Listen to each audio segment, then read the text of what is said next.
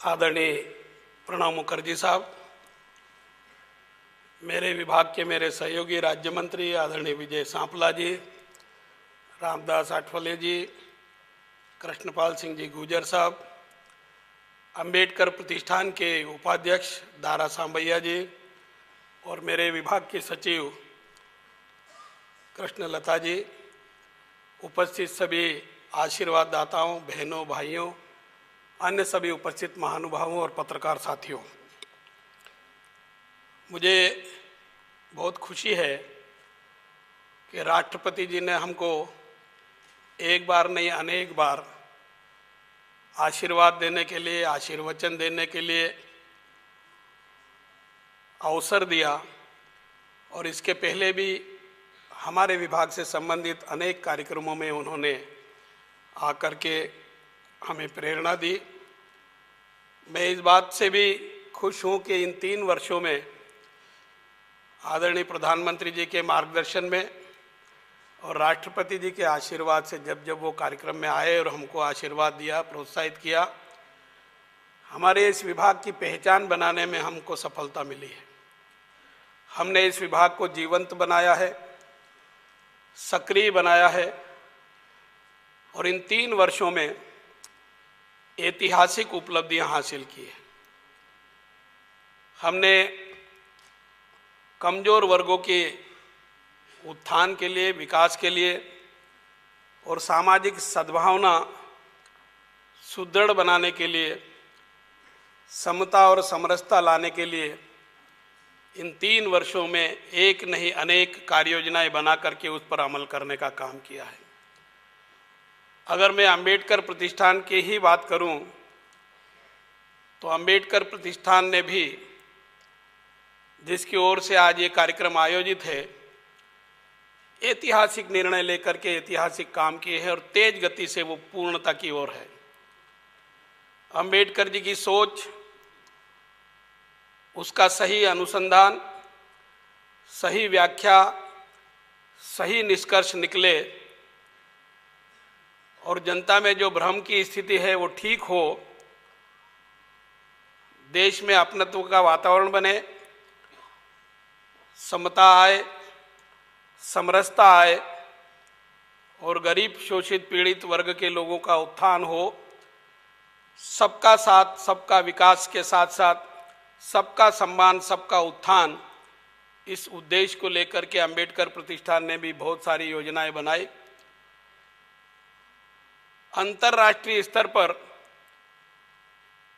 एक अंबेडकर अनुसंधान केंद्र की स्थापना का काम चल रहा है। 15 जनपद पर 195 करोड़ की लागत से वो स्मारक बन रहा है। वो इस स्मारक इस साल के अंत तक पूर्ण होने की स्थिति में है और हम विश्वास करते हैं कि 14 अप्रैल अंबेडकर जी की जयंती के पूर्व उसका हम शुभारंभ कर सकेंगे और वो जब शुभारंभ हो जाएगा तो राष्ट्रीय और अंतर्राष्ट्रीय स्तर पर अंबेडकर जी के द्वारा जो संवैधानिक प्रावधान किए गए हैं, उन सब प्रावधानों के बारे में तेज गति से कार्य योजना पर अमल करने का हम प्रयास करेंगे। इन 3 वर्षों में पिछले वर्ष अंबेडकर साहब की 125वीं वर्षगांठ थी। भारत सरकार के निर्णयानुसार सारे देश में जयंती को समरसता दिवस के रूप में मनाया और देश में ही नहीं तो विदेशों में भी लगभग 83 देशों में ये उनका समरसता दिवस मनाया गया। 26 नवंबर को, जिस दिन भारत का संविधान बना करके पूर्ण हुआ था और अंबेडकर जी के हाथों वो भारत की सरकार को, तत्कालीन सरकार को सौंपा गया था, राष्ट्रपति जी को सौंपा गया था तत्कालीन, उसको संविधान दिवस के रूप में घोषित किया और पिछले 2 वर्षों पर वो आयोजन बरकरार जारी है। अंबेडकर जी के जहाँ मुख्य 5 स्थान हैं उनसे संबंधित है वो, उनको पंच तीर्थ के रूप में घोषित किया है और उन 5 स्थानों को भव्य स्वरूप देने के लिए स्मारक बनाने का काम भी हो रहा है। ये 5 स्थान है जन्मभूमि जो पहले महू के नाम से जाना जाता है, अब उसका नाम सरकारी रिकॉर्ड में भी अंबेडकर नगर हो गया है। शिक्षा भूमि जहां लंदन में उन्होंने शिक्षा प्राप्त की थी और उस दौरान जहां रहते थे उसको दीक्षा भूमि नागपुर और परिनिर्वाण भूमि 26 अलीपुर रोड तथा अंतिम संस्कार भूमि चैत्य भूमि, ये 5 स्थान पंच तीर्थ के रूप में घोषित किया है। हमने कोशिश की है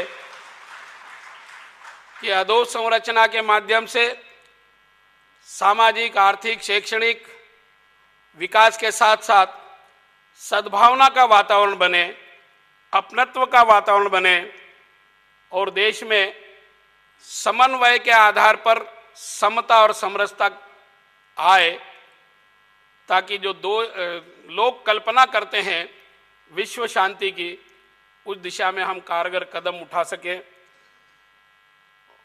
अंबेडकर प्रतिष्ठान की ओर से हमने चिकित्सा सुविधा भी उपलब्ध कराने का निर्णय लिया।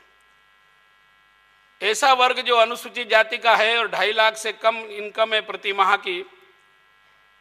प्रति वर्ष की, उनको हम चिकित्सा सुविधा उपलब्ध कराते हैं।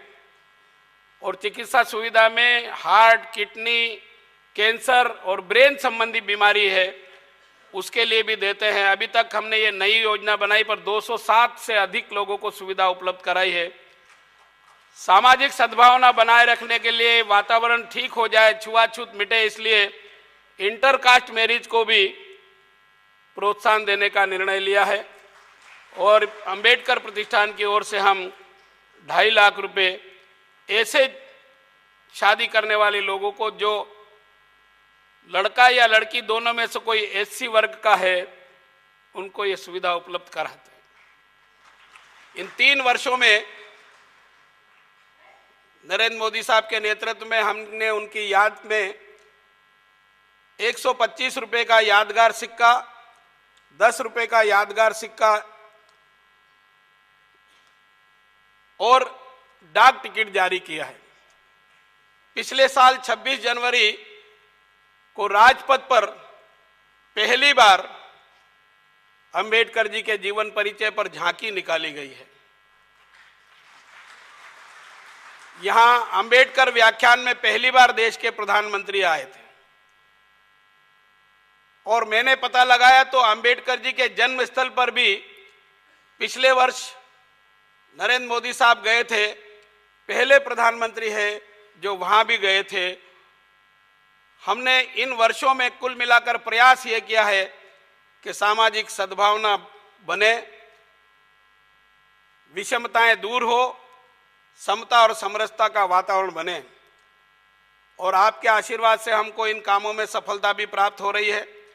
मैंने जैसा पहले कहा कि राष्ट्रपति जी ने भी समय समय पर आकर के हमको आशीर्वाद दिया, आशीर्वचन दिया और उनसे प्रेरणा लेकर के हम इन कामों को करने में तेज गति से आगे बढ़ रहे हैं। मैं आप सब बड़ी संख्या में यहाँ आए हैं, आपका अभिवादन करता हूँ और माननीय राष्ट्रपति जी से प्रार्थना करता हूँ कि उनका आशीर्वाद हमको हमेशा की तरह मिलता रहे। मैं राष्ट्रपति जी से अत्यधिक प्रभावित हूँ और उसका एक प्रमुख कारण है 8 दिन तक विदेश यात्रा पर मुझे उनके साथ जाने का मौका मिला। मैंने उनको समझने की कोशिश की और महसूस किया और हमेशा उनका आशीर्वाद हमको मिल रहा है, ऐसा भी महसूस करता हूं। आप सबको बहुत बहुत धन्यवाद देता हूं। आप बड़ी संख्या में आए हैं।